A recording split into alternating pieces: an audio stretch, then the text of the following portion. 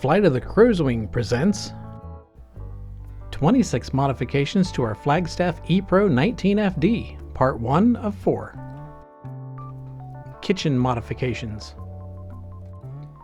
In 2020, we took off for a year of traveling with our homemade teardrop camper. The time came to start earning money to afford more travel. We decided to become work campers and needed a camper that was fully self-contained to allow us to do that work. We purchased a flagstaff Epro 19FD in June of 2021 and started working out of it in July that same year. It's a nice little trailer for short-term camping, but for full-time living it needed a few modifications. We think these modifications make the trailer more attractive and more livable. The floor plan is 2 rooms with a small bathroom at the rear of the trailer and a single larger room that serves as dining room, kitchen, living room, and bedroom with a Murphy bed. Our list of mods was extensive enough that we needed to break it down into 4 videos, starting with this one. Number 1. We installed a paper towel holder and various command hooks. Number 2. We moved the partition in the back of the lower cabinet to make room for pots and pans. So this wall was about here, meaning it didn't leave enough room to set our pots and pans. So we moved it back. It's screwed to the floor. It's got this L bracket, and we unscrewed it, slid it back about 3 inches, and screwed it back to the floor. Screwed it back to the wall, and now the pots and pans fit perfectly. Here's a shot of what's behind this partition. While not the roomiest of storage spaces, this spot now fits our magma pots, various baking pans, our cutting boards, pie plates, and a cast iron skillet.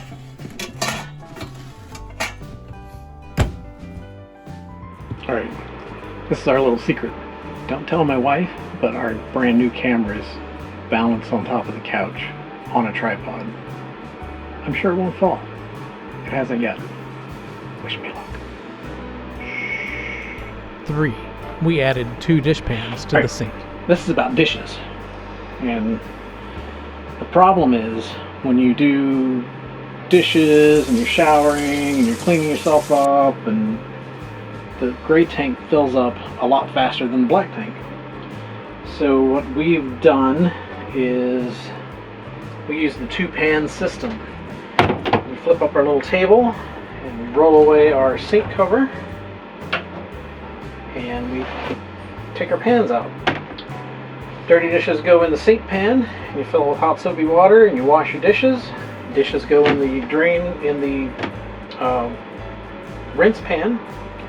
You take your dirty dishwater and you throw it in your black tank.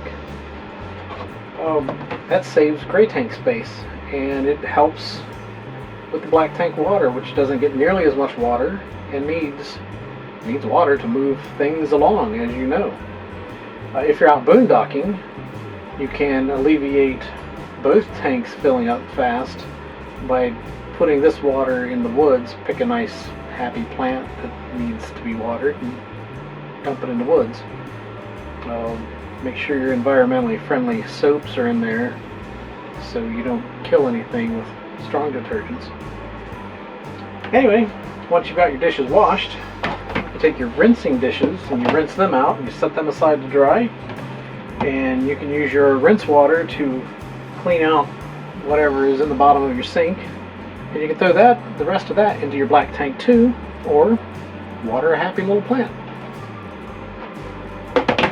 And that's how we do dishes. Number 4. We built a new knife rack and utensil storage behind the stovetop.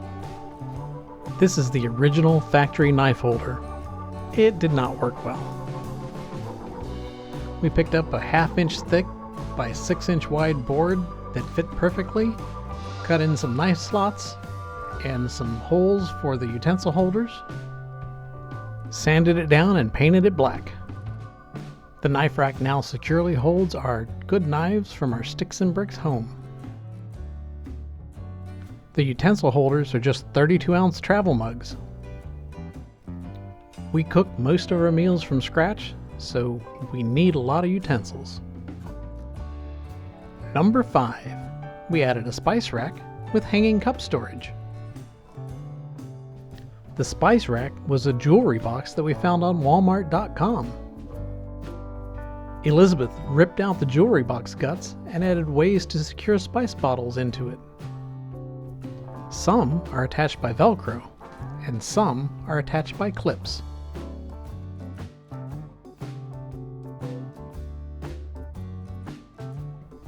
And there's plenty of room underneath for cup hooks to hang our coffee mugs.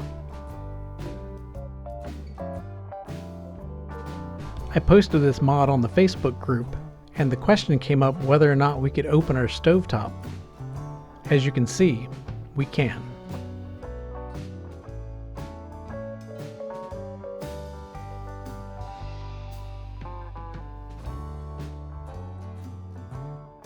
Number 6. We raised and leveled the flip-up table. Flip-up counter. It was actually mounted below the level of the counter, and it was not level with the countertop itself. So what we wound up doing was raising it up and leveling it with the countertop, and we used little plastic plugs to fill in the original holes from the bottom screws, and now it's level and it makes a more even surface. Number 7. USB outlets added underneath the dinette. These are simply wired into the power line for the step light. Number 8. We added bookshelves over the dinette. We used basic construction techniques to build these out of lumber we got from Menards. The bookshelves are simply added storage for our remote controls, Kindles, notepads, an open bottle of wine, and other treasures. There, how you like that belly shot right off the bat, but in a nice Hawaiian shirt, so I'm pretty. Okay, here we go. I'm gonna have to get on my knees to do this. Number 9, we added refrigerator organization. Right. In our refrigerator, everybody complains about things falling out and rolling around when you're traveling. What we've done is we use these little plastic totes that we bought from Walmart, I think, or Bed Bath & Beyond. I think it was Bed Bath & Beyond. Anyway, we put all of our stuff in that, and they keep things from falling out. And in the door where the drink holder used to be, we have these little dishes. I believe they are from Walmart or Bed Bath & Beyond. I don't remember. We shop a lot. But they are Velcroed to the back wall of the refrigerator. And they just sit and they nest. Now when we open our door, our butter does not go flying all over the floor. It's an improvement. Number 10. We moved the refrigerator. Action Jackson. Alright, in the FD19, one of the issues we've always had, well, me, I'm not a huge person, but I'm big enough. And on the FD19, the refrigerator stuck out 4 inches from the wall when we bought it. And whenever you'd go to the bathroom, you'd open up the door and you'd have to hit your butt against the door, and this door handle stuck out here, so you'd have to be careful and not grab the door. And you do your thing in the bathroom and you come back out, you would catch your door and you'd catch your butt, and every time you'd be bumping things, and I don't like to bump into things unless I mean to. So what we did is there is a bracket under here that holds the refrigerator level and upright. Mounts to the bottom of the wall bracket and the bottom of the refrigerator, and you remove that, and then you can wiggle your refrigerator out. And we set it on a stool right here because the electric cord is not long enough to set it on the floor or very far out of the way.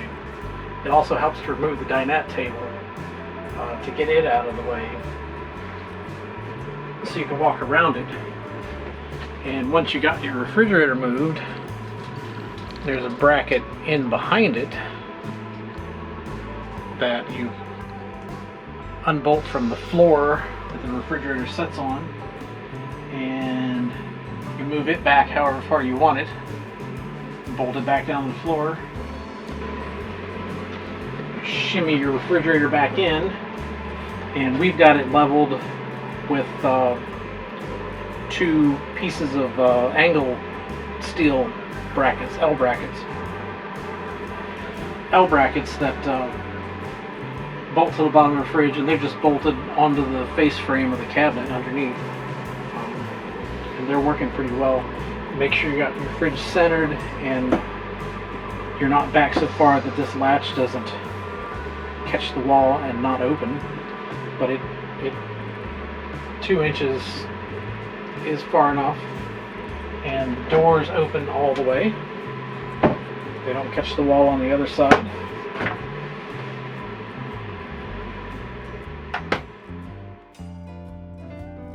Thank you for watching. Please be sure to check out parts 2 through 4 of this series. How's that a pretty face? You like that? I know, right?